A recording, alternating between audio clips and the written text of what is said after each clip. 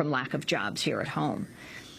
I wanted to move, though, to Professor Juan Cole to another issue, and that's the issue of Libya. The New York Times revealing President Obama rejected the views of top lawyers at the Pentagon and the Justice Department when he decided he had the legal authority to continue U.S. war in Libya without congressional authorization.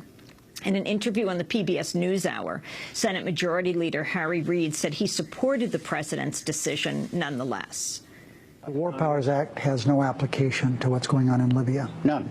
I don't believe so. You know, we did an authorization for Afghanistan. We did one for Iraq.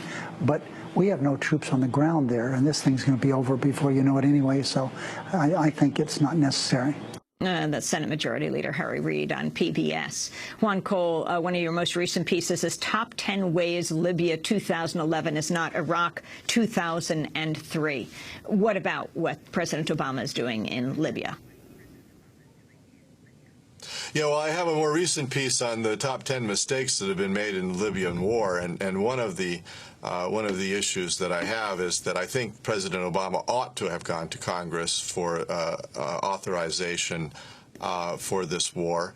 I think that I can understand why he was reluctant to do so. He wants to keep NATO together. This was a French and a British initiative coming out of the United Nations Security Council authorization. I think President Obama was not enthusiastic about it. Secretary of Defense Gates was not enthusiastic about it. If they could have avoided getting involved, they would have.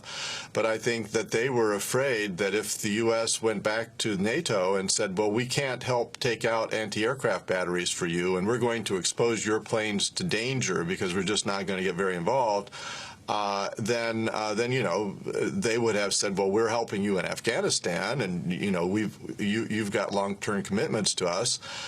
So internationally, however badly this may play domestically, there were goals with NATO cohesion and the U.S. position in the world with regard to cooperation and security with allies that were at stake. But nevertheless, I think that the War Powers Act is such that President Obama could, in fact, have intervened to protect the allies by taking out anti-aircraft batteries, and then could have turned around and gone to Congress for authorization to continue.